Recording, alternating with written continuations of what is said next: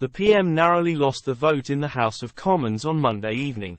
Rishi Sunak has suffered his first House of Commons defeat as PM over the infected blood scandal.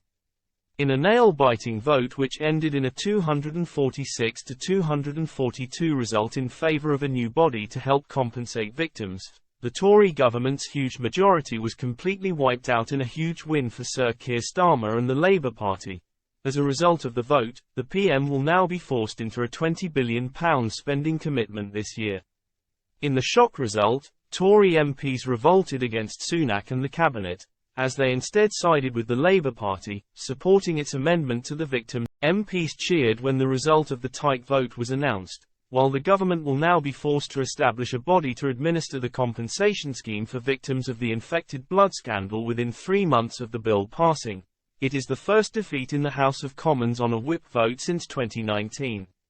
The government had wanted to wait for the infected blood inquiry to conclude before setting up a full payment scheme. After making a number of initial it is estimated that up to 30,000 people were given contaminated blood products throughout the 1970s and 1980s, while more than 3,000 people died of HIV or hepatitis C because they received unsafe blood transfusions.